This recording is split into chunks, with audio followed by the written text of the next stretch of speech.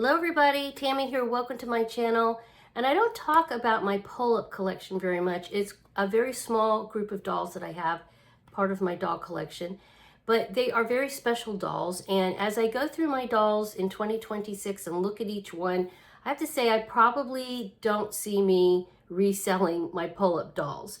So let me tell you, I'm going to talk a little bit about this doll today. Her name is Fraulein. And she's from the Groove Innocent World collection, and she is a pull-up doll. She's 1/6 scale. Now, Groove was originally a Japanese company. I believe it was run by June Planning, and then it became, it was new management, resold, whatever. And now this company runs out of South Korea. And I have noticed that there's been a decline in the number of new pull-ups. For a while there, they were very similar to Blythe dolls in that almost every month there was a new release made.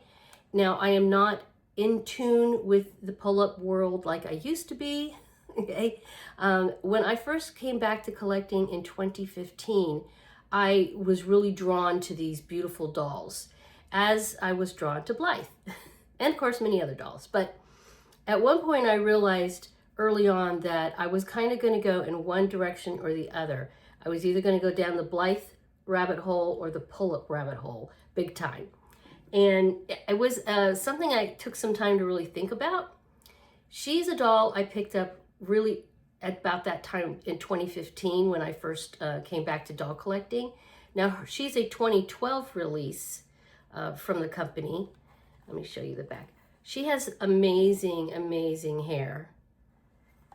And very detailed. These dolls have some of the most detailed stock ever. You can tell, like, I have to be so careful messing with her, so I don't want to mess up that hair.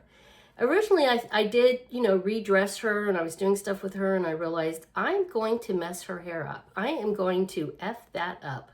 Okay, just to put it bluntly, that is not going to last if I keep messing with her. So I put her stock back on, which, by the way, also includes this adorable hat. I mean, look at the detail in this. I still have the stuffing in there, and I just kind of like place it on her head when I'm displaying her, but it does add extra height. So it's kind of a little difficult to put her in my curio because then that adds like a couple of extra inches. So usually I'll have the hat like, kind of with her a little bit. And then she also has this super cute little attaché. She's a little professor, little schoolmarm maybe, which of course, if you know me, that's what drew me to her. Besides the fact she's just gorgeous, right? And I'm going to show you some of my other dolls in other videos. I have shown them before, and I even have a playlist of pull-ups if you wanted to see some past videos. I will also put her original unboxing, which is a very old video on my website, but I'll put a link to her original unboxing in the description below. These dolls also, their eyes, and it's similar to Blythe, they have the bigger heads, and now their bodies are articulated, and their eyes do move. They have, I'm going to be really careful here. They have little notches, little thingies on the back that you can close their eyes. I'm not going to close it all the way. Her eyes do not have any painting on the eyelids, just eyeliner. And then you can move the eyes back and forth with like a little lever, which is, again, hard to do because I don't want to mess her hair up. Seriously, and that's one of the reasons. I did a video, actually. I'll try to find it. It's been a while. But I did a video a while back explaining why I went towards Blythe for super duper focus as far as my doll collection versus Pullip. And one of the reasons was this. I can barely touch her, right? They're not all like this, but most of them have, like I said, very ornate outfits. Not all the hair is this cray-cray, okay? This delicate, they're just gorgeous, right? But to me, these dolls are more display dolls versus play dolls, dolls that you can do stuff with. The Blythe dolls, their bodies even the stock dolls, their bodies are a lot tougher.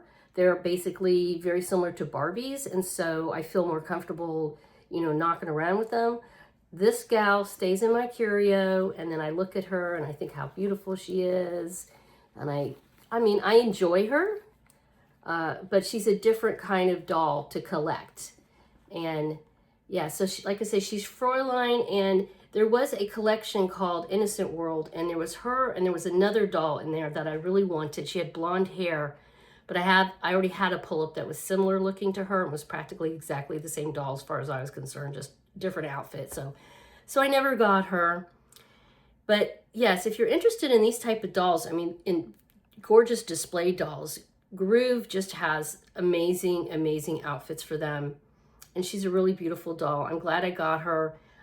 She was, like I said, at the very beginning of my return to doll collecting. She was one of the first dolls that I purchased as far as, you know, becoming a serious doll collector. And so I'm really glad I got her. But she just kind of is a beautiful doll that I just like to look at, and she stays in there for the most part.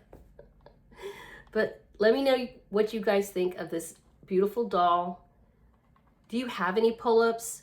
I know they're still making them, not at the abundant number that they used to, but I believe they're still producing them, and you can still buy them, you know, online and that kind of thing. This is the stand she came with, by the way. Okay, so yeah, she's adorbs. She's a very proper young lady. Let me know what you think in the comments about Fraulein.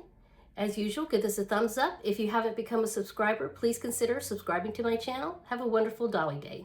Bye-bye.